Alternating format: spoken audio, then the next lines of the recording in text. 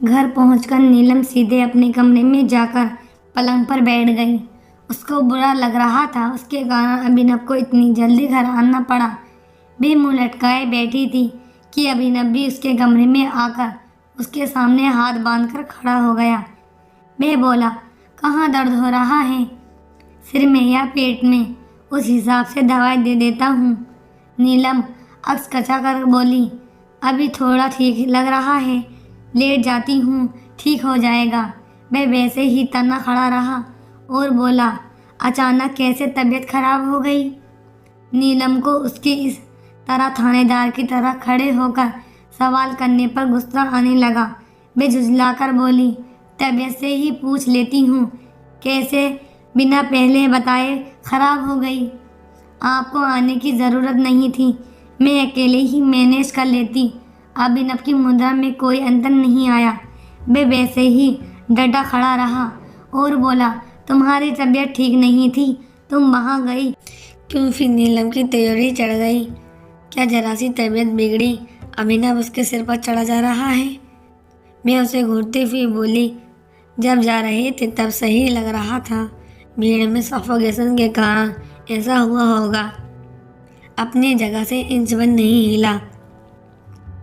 अभिनव और वैसे ही खड़ा रहा, सवाल लगता रहा।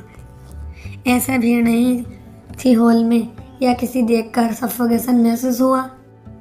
उसके इस प्रश्न पर नीलम की आंखें चौड़ी हो गईं। उसने चौंक कर अभिनव की तरफ देखा। मैं उसे घूर रहा था, उसका चेहरा पढ़ने की कोशिश कर रहा था। नीलम नजरें चुराते हुए बोली, किसको देखकर होगा भला? मैं वहाँ जानती किसको थी? अभिनव सोचते हुए बोला, वही मैं सोच रहा हूँ। ये तो साफ दिख रहा था तुम्हें मोनिका से मिलकर अच्छा नहीं लग रहा था, लेकिन वे तो बिल्कुल अजनबी है तुम्हारे लिए। नीलम एकदम से बोली, वही तो मैं उसे जानती भी नहीं हूँ, मुझे उससे मिलकर भला क्या फ़र्क पड़ेगा? अभिनव नीलम के करीब आकर झुका और उसके चेहरे के बराबर अपने चेहरे को लाकर उससे बोला, शायद तुम्हें उससे मेरे इतने करीब आकर हंसकर बातें करना अच्छा नहीं लग रहा। भले ही पत्नी जैसे बिहेव कर रही, लेकिन टिपिकल वाइफ वाला रिएक्शन तो दे ही सकती हो। अभिनव उसकी आंखों में न जाने और क्या पढ़ ले। नीलम ने तुरंत अपना चेहरा दूसरी तरफ करते हुए कहा, ऐसा कुछ नहीं है, मुझे हॉल में जाकर चक्कर आए। इतने अधिक फूलों की खुशबू मुझसे बर्दाश्त नहीं हुई शायद। अभिनव का प्रश्न उत्तर हाल समाप्त नहीं हुआ था। वह फिर बोला, तुम्हें फूलों की खुशबू से एलर्जी है क्या? पहले भी ऐसा होता था क्या? अगर हाँ तो तुम्हें वहाँ जाना नहीं चाहिए था, और अगर नहीं है तो? नीलम झुंझला गई। अभिनव को हाथ धोकर पीछे पड़ गया है। ऊंचे स्वर में बोली, ठीक है, मेरी मोनिका के कारण तबीयत खराब हुई, लेकिन आप साबित क्या करना चाहते हैं? अपनी जीत पर मुस्कुराकर हुए अभिनव बोला, यही तो मुझे जलने की बू आ रही थी, लेकिन तुम इस बात को मानने को तैयार नहीं होती। नीलम को गुस्सा आ रहा था उसके मुस्कुराने पर। झटके से खड़ी हुई और कमर पर हाथ रखते हुए बोली, मैं कोई जल नहीं रही थी, मैं लड़की इतनी करीब आकर हंस हंस कर बातें कर रही थी, कितनी बुरा लग रहा था, शर्म नहीं आ रही थी, एक शादीशुदा आदमी से इतना चिपक रही थी। अभिनव सीधे तन कर खड़ा हो गया और बोला, ठीक है, तुम तो मेरे करीब आना नहीं चाहती, कोई और आ ही रही है तो तुम्हें क्या फ़र्क पड़ रहा है? अभिनव ने जैसे उसके दुखती रग पर हाथ रख दिया हो। उसने अपने हाथ कमर पर से हटाकर नीचे कर लिए, फिर दूसरी तरफ मुंह करते हुए धीरे से बोली, मैं जानती हूँ आप उससे शादी करने वाले थे, उसको चाहते थे, लेकिन मेरे कारण सब गड़बड़ हो गया। अब चौंकने की बारी अभिनव की थी। मैं नीलम के पास गया और उसका चेहरा अपनी मुँह और मोड़ते हुए बोला, ये क्या बकवास कर रही हो? और किसने कहा तुमसे ये बात? नीलम इस बारे में बात नहीं करना चाहती थी। मैं नहीं जानती थी कि अभिनव की प्रेम कहानी कितना प्रेम करता था मोनिका से। उसे अफसोस होने लगा उसने क्या इस बात की जिक्र किया। अब पूरी बात जाने बिना अभिनव पीछा नहीं छोड़ेगा। नहीं, मैं धीरे से बोली, मोनिका ने ही बताया था, कह रही थी आपकी उससे शादी होने वाली थी। मेरे पेरेंट्स ने आपको मेरे लिए फंसा लिया। अभिनव फीकी हंसी हंसते हुए बोला, मैं कोई मछली हूँ जो उन लोगों ने मुझे फंसा लिया? तो मोनिका से कहाँ मिली? अभिनव ने चेहरे पर टिकी थी नीलम की नज़र उसके भाव भाव में समझने की कोशिश कर रही थी सच्चाई क्या है। उसने उत्तर में कहा, मैं कल यहाँ आई थी। अभिनव झुंझलाहट में अपना हाथ बालों में फंसाते हुए बोला, मोनिका कल तुमसे पता नहीं क्या कहकर गई है। कल से तुम परेशान घूम रही हो, लेकिन तुम्हारे दिमाग में एक बार भी ये बात नहीं आई कि मुझसे सब बातें क्लियर कर लेती। नीलम क्या बोलती, बस बोलकर रह गई। क्या पूछती? सही तो कह रही थी, आप दोनों के बीच में आ गई।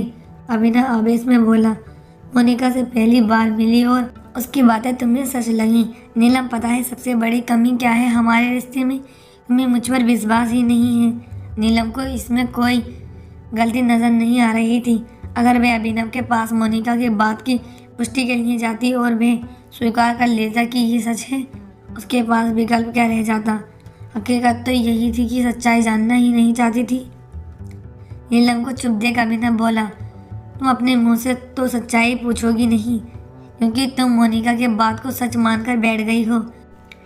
मोनिका के फादर की इच्छा थी अपनी बेटी की शादी मुझसे करने की, लेकिन उन्होंने साफ बात कभी नहीं की। मुझे मोनिका में कोई इंटरेस्ट नहीं था। नीलम को सुनकर अच्छा लगा। वह बोली, मोनिका शायद इंटरेस्टेड रही हो। अभिनव कंधे झटकाते हुए बोला, उसके फीलिंग के बारे में मुझे कुछ नहीं जानता। 3-4 बार ही मिले हैं, ऐसी बात कभी नहीं हुई। अगर मेरी उससे सगाई हो गई हो या मैंने उससे कोई प्रॉमिस किया होता तो किसी की हिम्मत नहीं थी मुझे उस शादी को करने से रोक लेता।